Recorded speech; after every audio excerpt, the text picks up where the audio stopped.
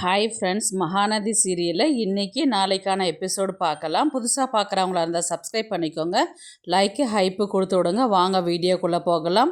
நேற்றுக்கு எபிசோடு எதில் முடிச்சிருப்பாங்கன்றது பார்த்தீங்கன்னா, பாப்பா தூங்கின்னு இருக்கும்போது அந்த ரவுடிங்கெல்லாம் பாப்பாவை கடத்தின்னு இருக்கும்போது அந்த பயத்திலே அலறி கத்துவா, என்னை விட்டுடுங்க, நான் அப்பா கிட்டே போகிறேன் அப்படின்ற மாதிரி அலறும்போது காவேரி என்ன சொல்வா, நீங்கள் எழுந்துருங்க, நான் பார்த்துக்கிறேன் அப்படின்னு சொல்லிட்டு சொல்லுவாங்க. அப்படியே எபிசோடு முடிச்சிருப்பாங்க. இன்றைக்கி பார்த்தீங்கன்னா, விஜய் பாப்பா இந்த அளவுக்கு பயப்படுறாளேன்னு சொல்லிட்டு யோசித்து ஃபீல் பண்ணி அழுதுட்டு தனியாக உட்காண்ட்ருப்பார். அந்த இடத்துல சோமு உட்காந்து பக்கத்தில், ஃபீல் பண்ணாத விஜய், பாப்பா நல்லா தூங்கி எழுந்தான்னா சரியே போயிடும், அதனால் எதையும் நினச்சி கவலைப்படாத அப்படின்ற மாதிரி தான் சொல்லுவார். அடுத்தது பாப்பா இந்த அளவுக்கு நம்மளால் தூங்க வச்சுருக்க முடியுமான்றது தெரியல. காவேரி இருந்ததுனால கொஞ்சம் தூங்க வச்சுட்டாங்க. என்னதான் இருந்தாலும் அம்மா அம்மா தான் இல்லையா?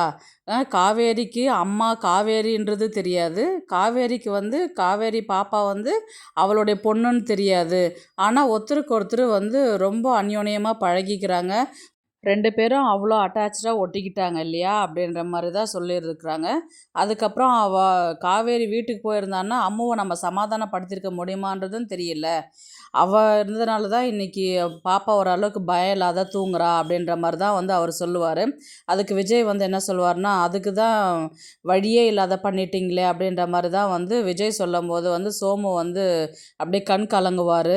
மன்னிச்சிரு விஜய், இப்போது உன் சந்தோஷம்தான் முக்கியம், நாங்கள் தான் ஆல்ரெடி என்ன பிரச்சனைக்காக உங்களை பிரித்தோன்றது நான் சொன்னேன் இல்லையாண்ணா, எத்தனை நாளைக்கு தாத்தா இதே கதையை சொல்லின்னு இருப்பீங்க அப்படின்ற மாதிரி தான் விஜய் சொல்லுவார்.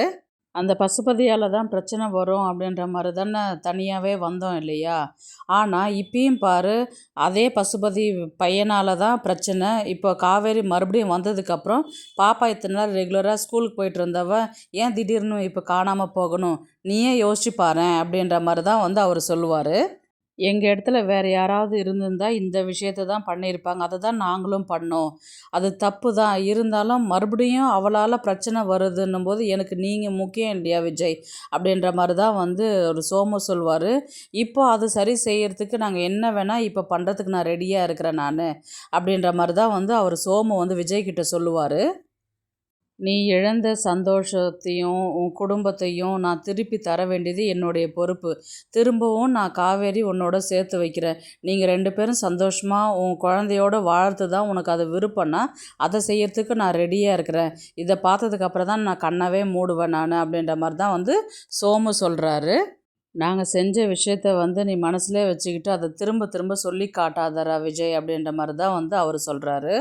என்னை பொறுத்தவரையிலும் நீ சந்தோஷமாக இருக்கணும், அதுதான் எனக்கு வேணும் அப்படின்ற மாதிரி தான் அவர் சொல்கிறாரு. உடனே விஜய் அதெல்லாம் ஒன்றும் இல்லைங்க தாத்தா, நீங்கள் போய் படுங்க அப்படின்ற மாதிரி சொன்னதுக்கு, நீ போய் படுக்கலையான்னு சொல்லி சொன்னதுக்கு, நான் கொஞ்ச கழிச்சு போய் படுக்கிறேன் அப்படின்ற மாதிரி தான் விஜய் சொல்வார். அடுத்தது பார்த்தீங்கன்னா, காவேரி தான் பாப்பாவை கட்டி பிடிச்சிட்டு தூங்கிட்டு இருப்பா. இவர் நேராக மேலே போய் பார்த்துட்டு 2 பேரையும் தூங்குறத பார்த்து ரசிச்சுட்டு, அதுக்கப்புறம் பார்த்தீங்கன்னா, பாப்பா சொல்லுவா இல்லையா, எப்பப்பா அம்மா என் கூட வருவாங்க பேசுவாங்க அப்படின்ற மாதிரி கேட்பா இல்லையா, கண்டிப்பாக உன்னை தேடி ஒரு நாள் அம்மா வருவாங்கம்மா அப்படின்ற மாதிரி சொல்லியிருப்பார் இல்லையா, அந்த விஷயத்த யோசிச்சு பார்ப்பார். 2 பேரும் ஒன்றா தூங்குறத பார்த்துட்டு இவரும் சந்தோஷப்படுவார். அதுக்கப்புறம் காலையில் ஆகும். காவேரி பாப்பாவை நல்லா தூங்க வச்சுட்டு அதுக்கப்புறம் கிளம்பி கீழே வருவாங்க. உடனே விஜய் சித்தி இந்த மாதிரி காவேரிக்கும் ஒரு காஃபி அப்படின்ற மாதிரி சொன்னதுக்கு, இதை கொண்டு வரேன்ப்பா அப்படின்ற மாதிரி ராதா சொல்லுவாங்க.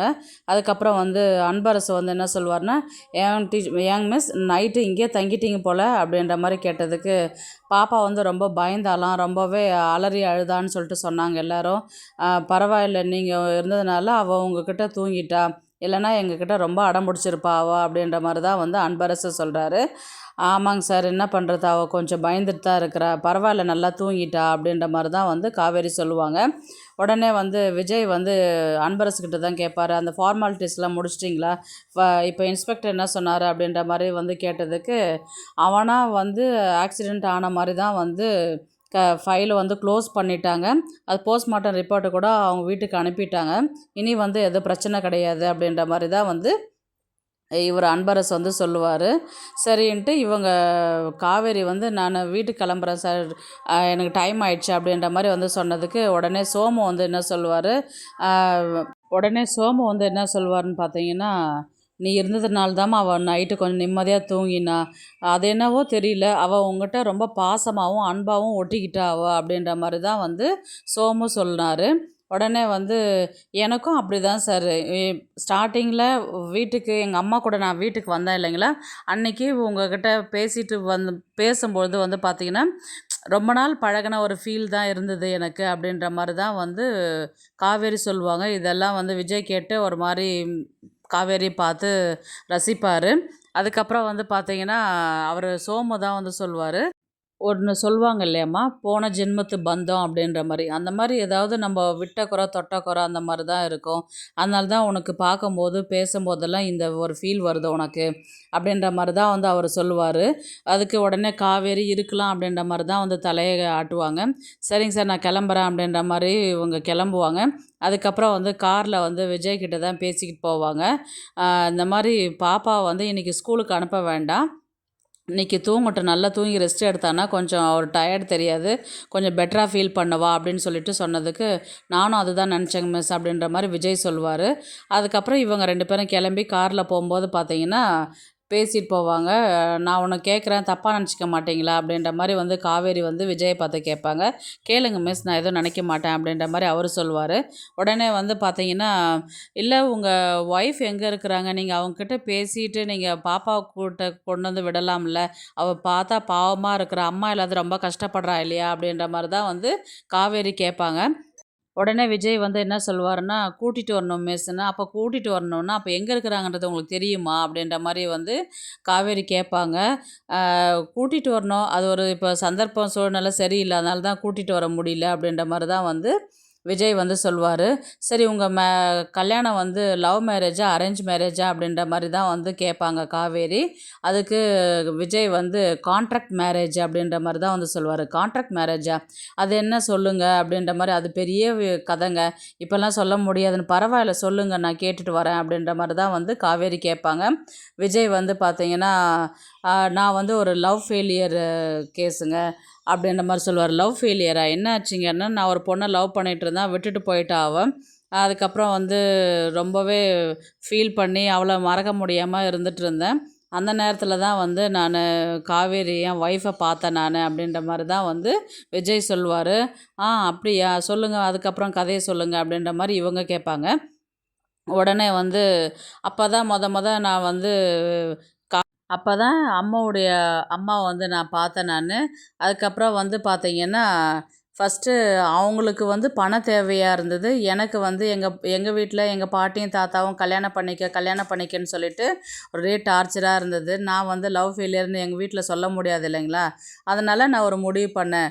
அதனால நான் உங்களுக்கு பணம் தரேன். நான் உங்கள கல்யாணம் பண்ணிக்கிறேன் அப்படின்ற மாரி தான் வந்து விஜய் கேட்டதுக்கு, அவங்களுக்கும் அத அக்செப்ட் பண்ணிக்கிட்டு, அதுக்கப்புறம் கான்ட்ராக்ட் மூலியமா சைன் பண்ணி, அதுக்கப்புறம் கல்யாணம் பண்ணிக்கிட்டோம். அப்படின்ற மாரி தான் வந்து விஜய் சொல்லுவாரு.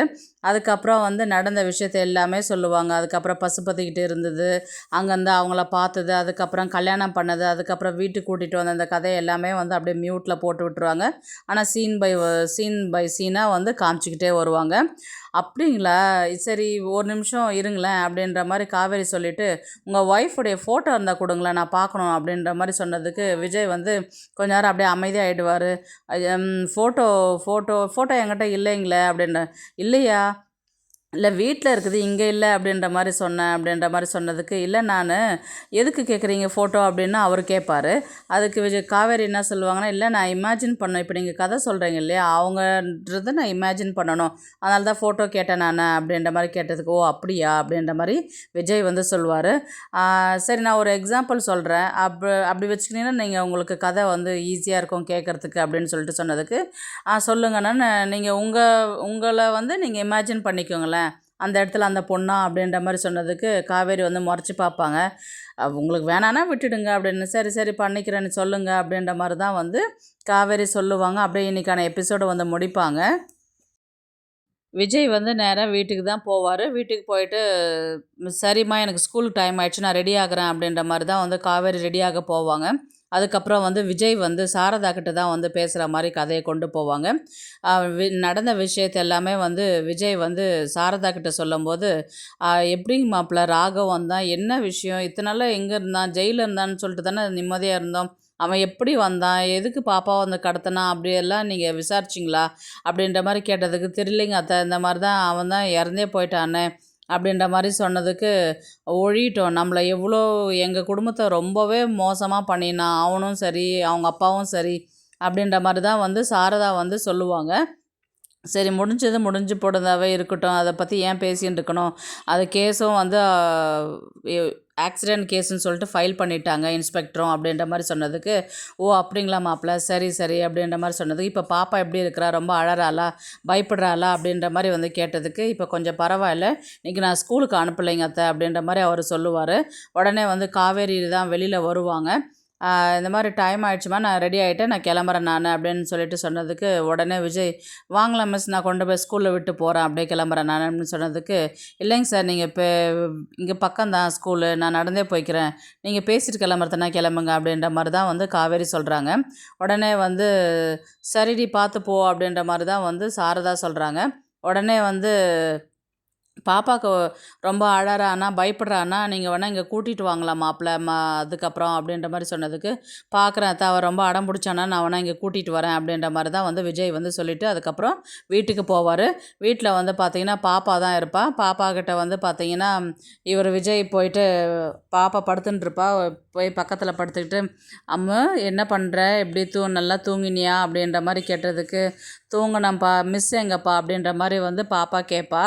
மிஸ்ஸு வந்து ஸ்கூலுக்கு டைம் ஆயிடுச்சுன்ட்டு கிளம்பிட்டாங்கம்மா அப்படின்ற மாதிரி சொன்னதுக்கு, ஓ அப்படியா, என்கிட்ட சொல்லிட்டு போகவே இல்லையே, இல்லை சாயங்காலமாக வந்து உங்ககிட்ட சொல்கிறேன்னு சொல்லிட்டு சொன்னாங்கப்பா அப்படின்ற மாதிரி கேட்டதுக்கு, அப்போ மிஸ்ஸு சாயங்காலமாக வீட்டுக்கு வருவாங்களாப்பா அப்படின்ற மாதிரி கேட்டதுக்கு, மிஸ்ஸு வர மாட்டாங்கம்மா, நம்ம வேணால் மிஸ்ஸு வீட்டுக்கு போகலாமா அப்படின்ற மாதிரி கேட்டதுக்கு, ஓகேப்பா அப்படின்ற மாதிரி தான் வந்து பாப்பா சொல்லுவாள். சரி, நீ எதுக்கும் பயப்படக்கூடாது, என்ன எது இருந்தாலும் அப்பா உன் கூடவே இருக்கிறேன் அப்படின்ற மாதிரி தான் வந்து பாப்பா வந்து விஜயை கட்டி பிடிச்சிப்பா. பார்க்கலாம் கதையை வந்து எப்படி எடுத்துகிட்டு போகிறாங்கன்றது. இந்த வீடியோ உங்களுக்கு பிடிச்சிருந்தா ப்ளீஸ் லைக் பண்ணுங்கள், ஷேர் பண்ணுங்கள், சப்ஸ்கிரைப் பண்ணுங்கள். தேங்க்ஸ் ஃபார் வாட்சிங். இந்த வீடியோ உங்களுக்கு பிடிச்சிருந்தா ஒரு லைக் போடுங்க, நம்ம சேனலை சப்ஸ்கிரைப் பண்ணுங்க.